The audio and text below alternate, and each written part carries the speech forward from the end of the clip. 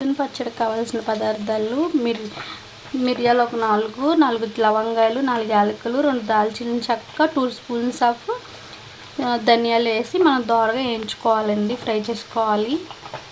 Dry roast చేసుకోవాలండి, oil వేసుకోకూడదు. వేసేసుకున్నామండి. ఇప్పుడు దీన్ని చల్లారిన తర్వాత మనం దీన్ని పౌడర్ చేసుకోవాలి. ఇందులో 100 గ్రాముల అల్లం, 50 గ్రాముల వెల్లుల్లిపాయలు వేసుకొని మనం మిక్సీ పెట్టుకున్నామండి మెత్తగా. దీన్ని మనం పచ్చివాసన పోయే వరకు నూనెలో వేయించుకోవాలి. అది కూడా మీకు చూపిస్తాను. ఫ్రై చేసుకున్నామండి. చికెన్లో కొంచెం సాల్ట్, కొంచెం కారం వేసి కలుపుకొని ఫ్రై చేసుకోవాలండి చికెన్ని. ఇలా ఫ్రై అయిపోయిన చికెన్ని తీసి పక్కన పెట్టుకోవాలండి. ఆయిల్లో మనం అల్లం పేస్ట్ వేసి వేయించుకోవాలి కాబట్టి నేను అన్నీ ఫ్రై చేసుకొని చికెన్ మొత్తం ఇందులో తీసి పెట్టుకున్నానండి.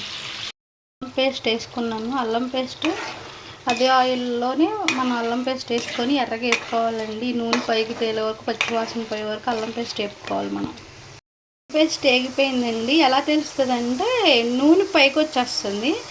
ఇప్పుడు మనం ఇందులో సరిపడా ఉప్పు, సరిపడా కారం యాడ్ చేసుకోవాలండి.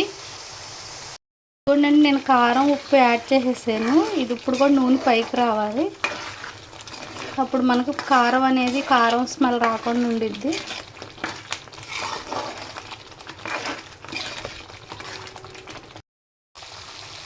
చూడండి, ఆయిల్ అయితే బయటకు వచ్చేస్తుంది. ఇప్పుడు మనం ఇందులో మనం ఫ్రై చేసుకుని పెట్టుకున్నాం కదా ముందుగా, అవి యాడ్ చేసుకుందామండి. ఇదిగోండి, మనం అవి ఫ్రై చేసిన చికెన్ అయితే వేసేసుకున్నాము. ఇందులోనే ఇప్పుడు మనం ముందుగా చెప్పాను కదా, డ్రై రోస్ట్ చేసుకున్న ధనియాలు, మిరియాలు ఇవన్నీ పౌడర్ చేసుకున్నానండి. ఆ పౌడర్ కూడా యాడ్ చేసేసుకుందాం. ఇదిగోండి, ఇందులోనే గరం మసాలా కూడా యాడ్ చేసుకుందామండి. ఒక 5 మినిట్స్ నుంచి దించేసుకోండి యాడ్ చేసిన తర్వాత.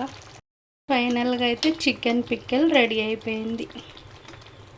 ఇప్పుడు దీనిలో మనం చల్లారిన తర్వాత కేజీకి 4 నిమ్మకాయలండి, ఒక 8 నిమ్మకాయల రసం, మనం చిన్నవి అయితే, మీడియం అయితే 6 సరిపోతాయండి, నిమ్మరసం యాడ్ చేసుకోవాలి.